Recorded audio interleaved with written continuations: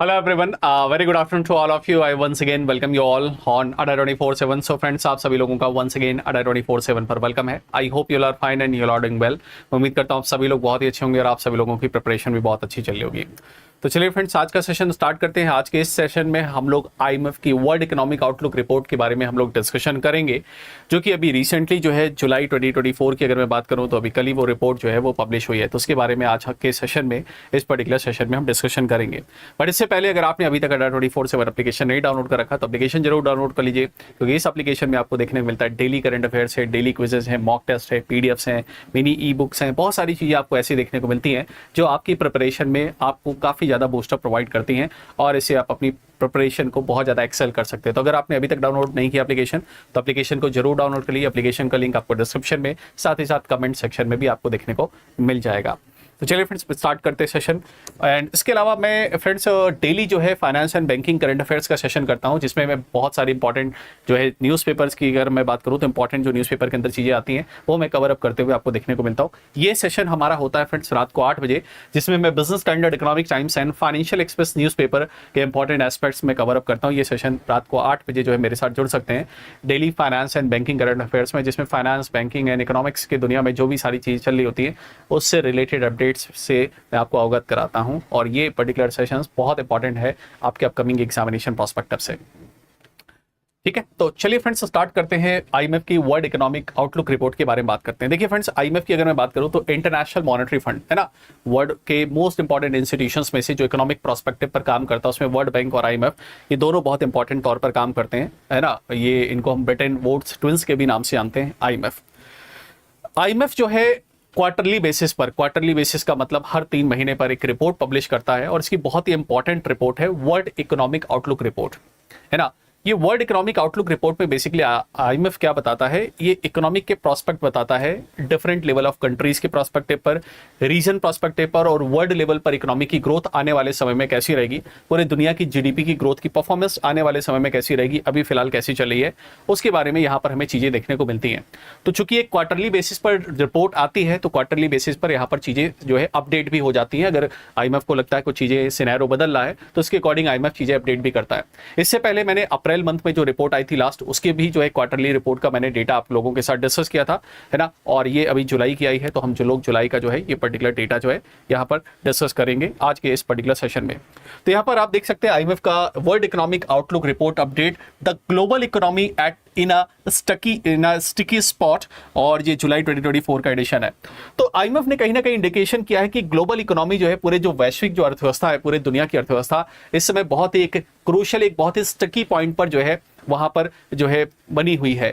Reason क्या है, जिस तरीके से ग्लोबल लेवल पर इन्फ्लेशन बढ़ता चला जा रहा है, और इन्फ्लेशन की अगर मैं बात करूं, specially food inflation, service sector में इन्फ्लेशन बढ़ती चली जा रही है, जियोपॉलिटिकल टेंशंस हैं, है ना, ग्लोबल लेवल पर, और कहीं ना कहीं ट्रेड को लेकर जो है वो भी आईएमएफ ने कंसर्न रेज किया है.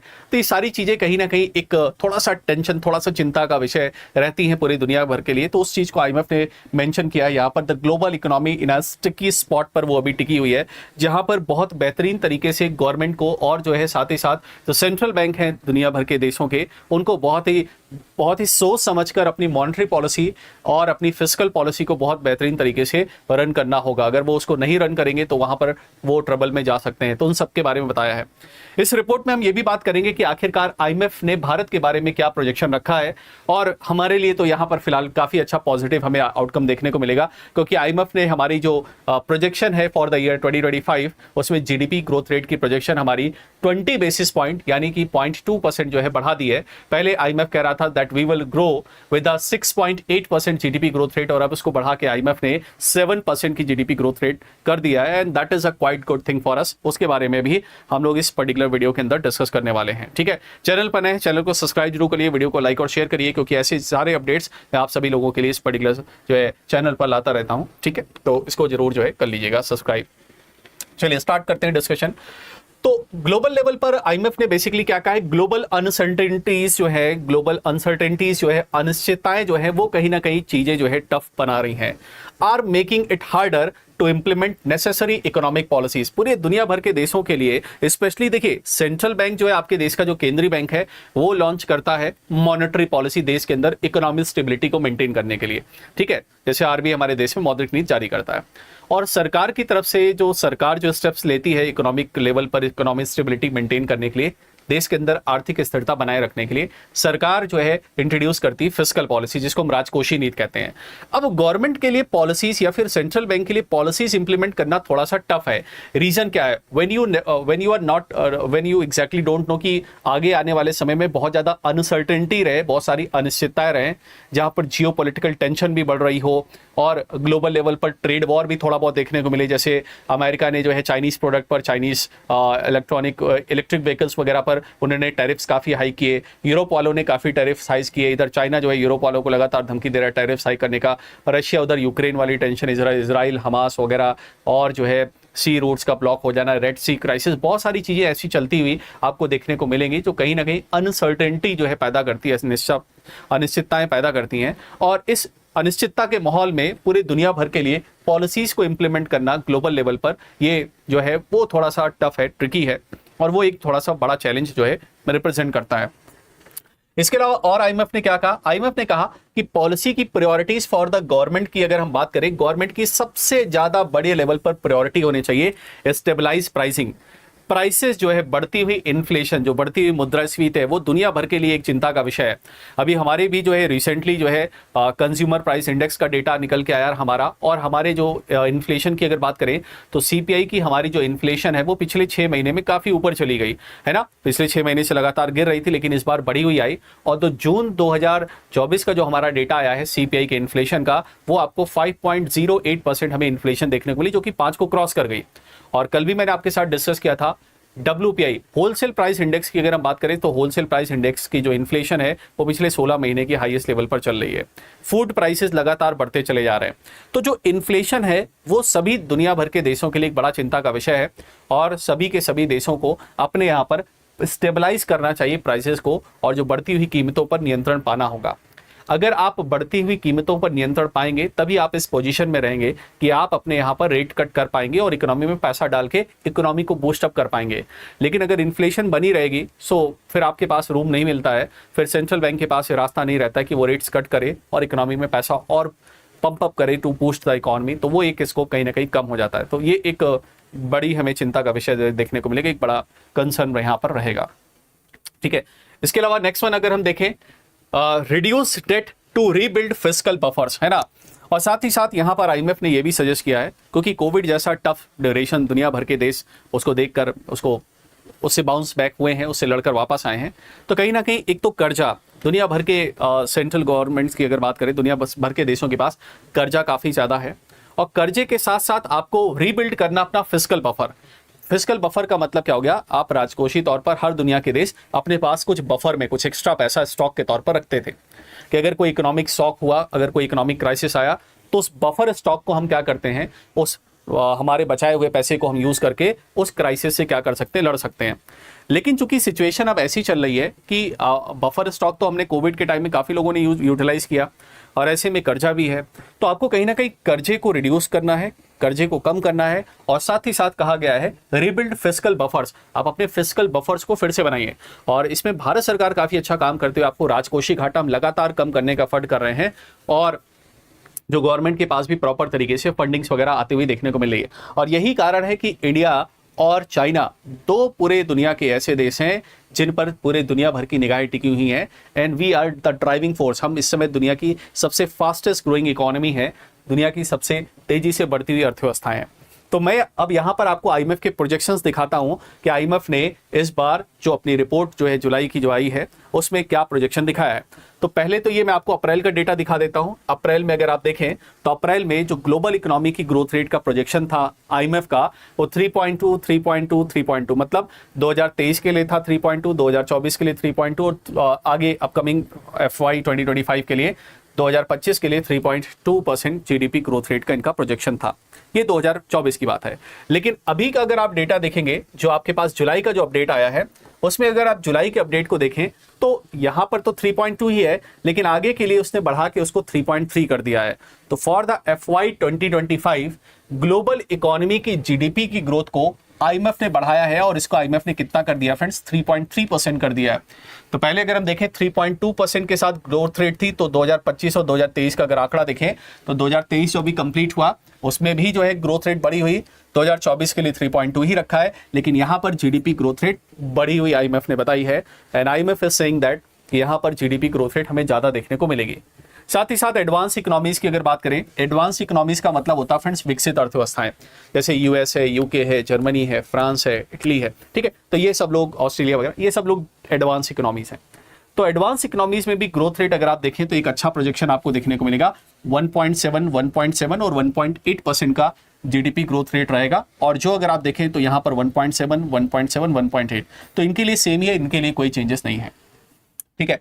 और इमर्जिंग मार्केट डेवलपिंग इकोनॉमीज के लिए आरबीआई जो है आईएमएफ ने अप्रैल में कहा था कि 4.2% ग्रोथ रेट के साथ आगे बढ़ेंगे, और उसको थोड़ा थोड़ा बढ़ाकर वहां पर 4.3 था तो 4.4, 4.4, 4.3 और 4.3, मतलब इमर्जिंग मार्केट डेवलपिंग इकोनॉमीज का मतलब हो गया जहां पर इंडिया है, चाइना है, ब्राजील है, साउथ अफ्रीका है, जो डेवलपिंग नेशंस हैं, इनको हम इमर्जिंग मार्केट डेवलपिंग इकोनॉमीज कहते हैं, EMDE कहते हैं।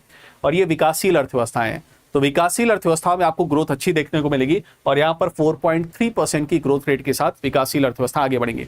आपको ये सभी के नंबर नहीं याद रखने हैं, आप ये वर्ल्ड इकोनॉमिक ग्लोबल इकोनॉमी वाला परसेंटेज जरूर ध्यान रखिएगा कि आईएमएफ ने हाल ही में अपनी जुलाई वाली जो रिपोर्ट है, वर्ल्ड इकोनॉमिक आउटलुक रिपोर्ट, इस रिपोर्ट में कितना प्रोजेक्शन रखा है फॉर द ग्लोबल इकोनॉमी।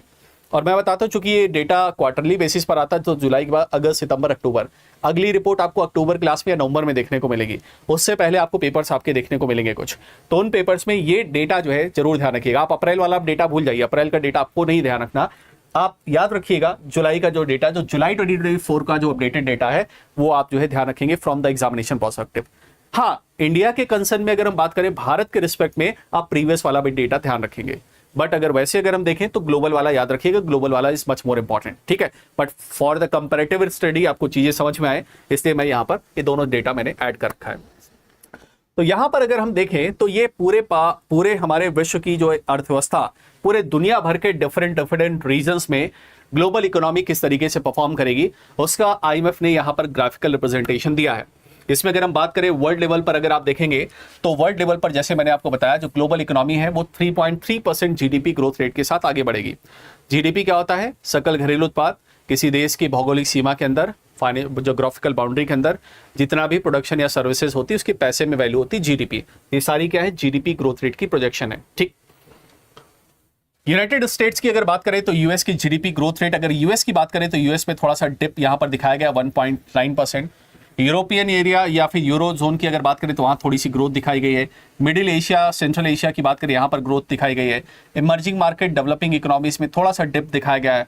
सब अर्बन सहारा रीजन में 4.1% और लैटिन अमेरिकन रीजन में थोड़ी सी ग्रोथ, ठीक है। तो डिफरेंट रीजन वाइज यहां पर एक एनालिसिस के तौर पर दिखाया गया, बट आपको थोड़ा सा ध्यान रखना है कि इसका वर्ल्ड लेवल पर ग्रोथ जो है कितनी रहेगी, एक ग्लोबल लेवल पर हमें देखने को मिलेगा।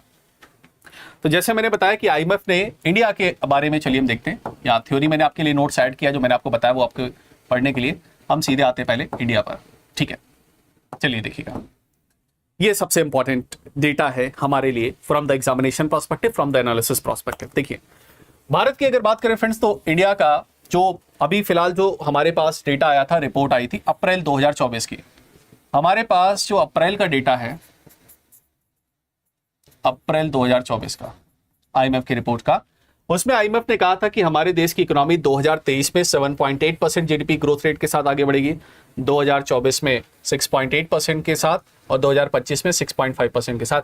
ये आईएमएफ का कहना था कब? 2000 और जो है अप्रैल का जो रिपोर्ट आया था उसमें, ठीक है। अब अप्रैल के बाद अगर बात करें, मई, जून, जुलाई में सिनेरियो काफी ज्यादा बदल गया, ठीक है। तो मार्च और जो है अगर हम बात करें अप्रैल, मई, जून में जो है डेटा काफी बदल गया, सिनेरियो काफी चेंज हो गया। और इस साल के पहले क्वार्टर में आईएमएफ ने हमारी जीडीपी की ग्रोथ रेट 2024 के लिए भी बढ़ा दी है, और ये तो बढ़ के हमें पता है 2023-24 का जो हमारा आंकड़ा आया 8.2% के साथ, नेशनल स्टैटिस्टिकल ऑफिस ने बताया कि हमारी जीडीपी ग्रोथ रेट बढ़ी है। तो आईएमएफ जो हमारे को आंकड़ा बता रहा है जुलाई 2024 का भारत का आंकड़ा, वो ये है, अगर हम बात करें तो 2023 में हमारी जीडीपी ग्रोथ रेट 8.2% के साथ आगे बढ़ी और आईएमएफ ने 6.8% से जीडीपी ग्रोथ रेट फोरकास्ट बढ़ा दी है फॉर FY 2024 के लिए, जो कि कर दिया है कितना 7%। अभी तक कितना प्रोजेक्शन था 6.8%, कितने परसेंट बढ़ा 0.2% अगर हम कहें, या फिर 20 बेसिस पॉइंट यहां पर आपको जंप देखने को मिला फॉर द ईयर 2024 के लिए। और ये डेटा, ये आंकड़ा हमारे लिए काफी इंपॉर्टेंट है कि आईएमएफ ने भारत की जीडीपी ग्रोथ रेट को बढ़ा दिया है फ्रॉम 6.8% टू 7%। 20 बेसिस पॉइंट का हमें इंक्रीमेंट देखने को मिलेगा। तो 0.2% जो है आईएमएफ ने भारत की जीडीपी ग्रोथ रेट बढ़ाई है। अगर हम बात करें 2025 की, तो 2025 का उन्होंने एनालिसिस सेम रखा है। 2025 का फोरकास्ट सेम है 6.5% के साथ, यहां पर भी देखिए 6.5% के साथ। तो 2025 के लिए फोरकास्ट हमें सेम देखने को मिलेगा। ठीक है, तो इंडिया का आंकड़ा जरूर आप दिमाग में बैठा के रखिएगा। And here from here will get the questions with in the examination. हमें यहां से एग्जामिनेशंस में हमें क्वेश्चंस देखने को मिलेंगे। ठीक है, चलिए थोड़ा सा चाइना का भी सिनेरियो देख लेते हैं। चाइना की अगर बात करें तो चाइना का फोरकास्ट जो है, यहां पर अगर आप देखेंगे तो यहां पहले जो है पहले वाला आंकड़ा तो मैंने यहां नहीं लिखा, लेकिन मैं अभी आपको बता देता हूं। पहले जो है आईएमएफ का ये कहना था कि चाइनीज इकोनॉमी जो है 4.6% जीडीपी ग्रोथ रेट के साथ आगे बढ़ेगी। चाइना के भी फोरकास्ट को इस बार आईएमएफ ने बढ़ाया है और 4.6% से इसको बढ़ा के 5% कर दिया है, यानी 40 बेसिस पॉइंट 0.4% जो है चाइना की भी ग्रोथ रेट यहां पर आईएमएफ ने बढ़ाई है। And that's a good for the region perspective. देखिए, पड़ोसी के घर में आग लग जाए हमें कोई फर्क नहीं पड़ेगा, ऐसा बिल्कुल नहीं होता। पड़ोसी के घर में अगर आग लगी तो आग आपके घर में भी पहुंच सकती है। तो अगर हम ऐसा सोचे चाइना की इकोनॉमी पूरी तरीके से बर्बाद हो जाए और हम बहुत आबाद रहेंगे, ऐसा नहीं है। हमारे आसपास के सभी रीजन्स की इकोनॉमी, ग्लोबल इकोनॉमी अगर अच्छी रहेगी, क्योंकि देखिए जमाना है ग्लोबलाइजेशन का और हम भी चाइना से ट्रेड करते हैं, चाइना भी हमसे ट्रेड करता है, तो एक दूसरे की रिक्वायरमेंट्स वहां पर सभी की रहती है। तो अगर चाइना की इकोनॉमी बूस्टअप कर रही है, so that's also positive thing for India prospective. ठीक है, क्यों? क्योंकि उस केस में ट्रेड सेटलमेंट्स आपको बेटर देखने को मिलेंगे। अगर चाइना डिफॉल्ट कर जाता, बाकी तो बर्बाद वैसे ही चल रहा है, वो भी बर्बाद हो जाएगा, तो फिर हमें दिक्कत होगी ट्रेड प्रोस्पेक्टिव में। ठीक है, तो ये चीज ध्यान रखिएगा। इसलिए ग्लोबल इकोनॉमी का बढ़िया होना वो जरूरी है। यूके की अगर बात करें, कहीं ना कहीं यूके रिसेशन में चला गया था 2023 में। देखें तो बहुत कम, ना के बराबर ग्रोथ रेट थी, पर कहीं ना कहीं यूके ने बाउंस बैक किया और यूके का भी प्रोजेक्शन आपको पॉजिटिव देखने को मिलेगा, है ना। यूके के नए प्राइम मिनिस्टर भी, इलेक्शन भी यहाँ पर हो चुका है, कीर स्टारमर नए प्राइम मिनिस्टर भी बने, वो भी मैंने आपको कराया था सेशन में। और यूएस की अगर बात करें तो यूएस का थोड़ा सा डिक्लाइन यहाँ पर फोरकास्ट आपको देखने को मिलेगा 2.6 एंड 1.9%। ठीक है, तो यूएस का ये आपको ग्रोथ देखने को मिलेगा। तो ओवरऑल दुनिया भर के चैलेंजेस क्या हैं? चैलेंजेस हैं कि इन्फ्लेशन को कम करना है, आपकी जो डेट जो है, बफर स्टॉक्स जो हैं वो खाली हो रहे हैं, उनको भरने की कोशिश करिए आप अपने पास ज़्यादा फंड्स जनरेट करिए, है ना। और इन्फ्लेशन को कंटेन करने के लिए प्रॉपर स्टेप्स लीजिए। ठीक है, तो ये सबसे मेन इंपॉर्टेंट कंसर्न है। और चूंकि ग्लोबल अनसर्टेनिटी है, वैश्विक तौर पर अनिश्चितताएं काफ़ी ज़्यादा हैं, तो उसको भी आपको ध्यान रखना है। तो ग्लोबल कंसर्न भी फैक्टर वाले इंपॉर्टेंट रोल पे करेंगे। ठीक है, और उसी चीज़ को यहाँ पर आप लिस्ट फॉर्म में भी देख सकते हैं। तो चलिए एक बार थोड़ी नज़र से डाल लेते हैं अभी जो प्रोजेक्शन आया है जुलाई का। तो यूएस का हमने देख लिया। इंडिया की अगर हम बात करें तो वर्ल्ड का हमने देखा, वर्ल्ड का 3.3% जीडीपी ग्रोथ रेट के साथ आगे बढ़ेगा। ठीक है, ये आप एडवांस इकोनॉमीज का देख सकते हैं, डेवलप नेशन का, US, euro, Germany, France, Italy, Spain, Japan, है ना, UK, Canada and other advance economies में जापान को थोड़ा सा अलार्मिंग स्टेज में रखेंगे कि Japan is in a big trouble. तो इसलिए जापान की फोरकास्ट अगर आप देखेंगे तो 0.7% और 1.4% आपको जापान की जीडीपी फोरकास्ट आपको देखने को मिलेगी। तो काफ़ी कम आपको फोरकास्ट यहाँ पर देखने को मिलेगी जापान की। यूके भी रिसेशन से भी बाहर निकला है, तो ये दोनों कंट्रीज काफ़ी बिग ट्रबल में थे, तो इनका भी जीडीपी फोरकास्ट ऑलमोस्ट आपको सेम लेवल पे देखने को मिलेगा। So they are in the big trouble. ठीक, चलिए बात करते हैं इमर्जिंग मार्केट डेवलपिंग इकोनॉमीज में, जिसमें हमारी विकासशील अर्थव्यवस्थाएं आती हैं, जिसमें सबसे इंपॉर्टेंट दो ये नेशंस आपको देखने को मिलेंगे, इंडिया एंड चाइना। चाइना की जीडीपी फोरकास्ट देखें 5.0% है ना, और 2024, और 4.5% 2025 के लिए। वहीं आपको इंडिया का अच्छे से ध्यान रखना है, 7%, 6.8% से बढ़ा के आईएमएफ ने 7% कर दिया है, और आगे 2025 के लिए 6.5%। और हम पूरे वर्ल्ड की सबसे फास्टेस्ट ग्रोइंग इकोनॉमी है, and that is a kind of a benefit that we are having. ये हमारे लिए सबसे एक पॉजिटिव, एक प्राउड फीलिंग वाली बात है, और हमें इकोनॉमी में और अच्छा करना है। And the kind of a potential that we are having within our youth, जिस तरह का हमारे युवाओं में पोटेंशियल है, यूथ है, अगर हम उसको इफेक्टिवली कैपिटलाइज कर ले गए तो आने वाला समय भारत का होने वाला है। ठीक है, सो नेक्स्ट 25 ईयर हमारे जो अमृत काल के हैं, that is important for us. और जो हम विकसित भारत का सपना देख रहे हैं 2047 तक, that we definitely fulfil that, है ना। तो आप सभी लोगों को ही, हम सभी लोगों को ये जो है हमें फुलफिल करना है। ठीक है, चलिए यहाँ पर देखिए। सो आईएमएफ ने इंडिया का जीडीपी फोरकास्ट, ये बिजनेस स्टैंडर्ड न्यूज़पेपर का रेफरेंस मैंने लिया है, FY 2024 में इंक्रीज कर दिया 7%। बाकी के जो है इंसर्टेशंस का क्या कहना है, तो उसके लिए मैंने बहुत अच्छा नोट्स था, तो मैंने एक जगह नोट कर दिया आपके लिए, इसको अच्छे से दिमाग में बैठा के रखिएगा। तो इंडिया की जो रोबस्ट एक्सपेक्टेशंस हैं, इंडिया की जो इकोनॉमी काफी रिजिलियंट है, काफी स्ट्रांग है, और उसको दुनिया के सभी एजेंसीज मानते हैं, नॉट ओनली आईएमएफ। तो आईएमएफ का देखते हैं क्या है। पहले आईएमएफ कह रहा था कि हमारी जीडीपी ग्रोथ रेट 6.8% के साथ आगे बढ़ेगी, बाद में इन्होंने बढ़ा के 7% कर दिया। वर्ल्ड बैंक कह रहा था कि हमारी जीडीपी ग्रोथ रेट 6.6% के साथ आगे बढ़ेगी, उन्होंने सेम सस्टेन रखा। फिच रेटिंग एजेंसी जो यूएस की है, उसने 7% कहा था, बाद में बढ़ा के 7.2% कह दिया। और आपको पता है रिजर्व बैंक ऑफ इंडिया ने भी अभी जो हमने जून मंथ में मॉनेटरी पॉलिसी पढ़ी थी, उसमें भी 7% से जीडीपी ग्रोथ रेट बढ़ा के 7.2 कर दिया था। ठीक है, एशियन डेवलपमेंट बैंक ने 6.7 से बढ़ा के 7% कर दिया, ये भी आज न्यूज में है। Organisation for Economic Cooperation and Development ने 6.2% से बढ़ा के 6.6%, आरबीआई ने 7 से बढ़ा के 7.2% कर दिया। एसबीआई ने तो कहर ही ढा दिया, 7.7% से 8% सीधे, और स्टैंडर्ड चार्टर्ड ने कहा 6.3 से 6.7%। तो जितने इंपॉर्टेंट सारे जो आपको जीडीपी फोरकास्ट प्रोजेक्शंस देखने को मिल रहे हैं FY 2025 के लिए, that is current financial year के लिए, 2024-25 के लिए, वो सारे के सारे आपके मैंने सामने एक साथ यहाँ पर रख दिए हैं, तो ताकि आपको इसको पढ़ने में कोई दिक्कत ना हो। ठीक है, तो इसको बिल्कुल अच्छे से ध्यान रखिएगा। चैनल पर नए तो सब्सक्राइब जरूर करिए, वीडियो को लाइक और शेयर भी करिए। तो इसको बहुत अच्छे से ध्यान रखिएगा, ये आपके पास सारी ग्रो जो है फोरकास्ट एक साथ आपको विद इन वन स्क्रीन आपको देखने को मिल जाएगा। आईएमएफ की रिपोर्ट्स में यहाँ पर जो आईएमएफ के चीफ इकोनॉमिस्ट हैं, यहाँ पर पियरे ओलिवियर गॉरिचस, इन्होंने कहा कि जो है भारत और चीन की जो वैश्विक अर्थव्यवस्था है, वो पर्टिकुलर जो है बहुत इंपॉर्टेंट रोल प्ले करेंगे, और वो विकास के मुख्य इंजन है।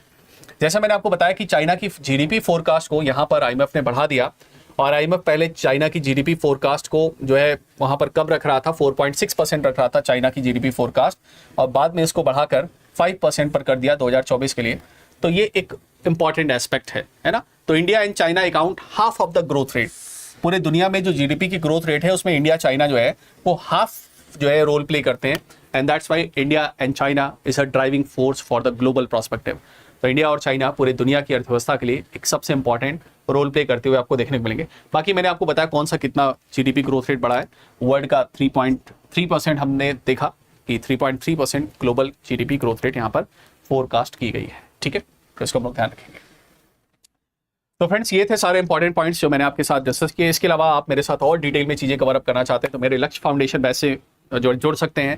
प्रैक्टिस करना चाहते हैं तो आप सभी फैकल्टीज के साथ ये प्रैक्टिस बैचेस हैं, इसमें हम IBPS, SBI और RRBs के मॉक टेस्ट और MCQs वगैरह प्रैक्टिस कराते हैं। IBPS RRB PO क्लर्क का बैच प्री मेंस और इंटरव्यू वगैरह तक चलेगा। ये IBPS क्लर्क के नए बैचेस, ये सारी चीज़ें फ्रेंड्स आप एक जगह एक्सेस कर सकते हैं बैंक महापैक के अंदर। बैंक महापैक के अंदर ये सारे बैचेस आप एक जगह एक्सेस कर पाएंगे। फॉर द मैक्सिमम डिस्काउंट आप कोड यूज कर सकते हैं मेरा Y856 to get the maximum discount. इसके थ्रू आप मैक्सिमम डिस्काउंट जो है अवेल कर सकते हैं। इसके अलावा अगर मैं बात करूँ, आप में से बहुत सारे ऑलरेडी बैंकर्स हैं, है ना, जो GIB CIB की प्रिपरेशन कर रहे हैं, तो सभी GIB CIB के कोर्सेज पर आपको डबल वैलिडिटी और साथ ही साथ 79% का ऑफ, और अगर आप कॉइन्स के थ्रू लेते हैं एप्लीकेशन पर जाके तो 1% का एक्स्ट्रा ऑफ, आपको 80% ऑफ आपको देखने को मिल जाएगा फॉर द बैंकर्स जो ऑलरेडी आप में से बैंकर्स हैं, जो काफ़ी लोग देख रहे हैं। ठीक है, तो चलिए फ्रेंड्स, सभी के लिए इतना करते हैं। उम्मीद करता हूँ सेशन आपको अच्छा लगा होगा। चैनल पर नए सब्सक्राइब करिएगा, वीडियो को लाइक और शेयर करिएगा। 4:30 बजे मैं आपके लिए लेके आ रहा हूँ बजट का सेशन। तो बजट के इंपॉर्टेंट पॉइंट्स हम समझेंगे, तो कि आगे आने वाले बजट्स के लिए आपके लिए इंपॉर्टेंट होंगे। तो see you in the next session, till then bye bye, take care, thank you very much. And PDF जो है आपको टेलीग्राम चैनल पर मिल जाएगी, टेलीग्राम चैनल का लिंक डिस्क्रिप्शन में आपको देखने को मिल जाएगा। ठीक है, तो चैनल पर नए सब्सक्राइब करिएगा,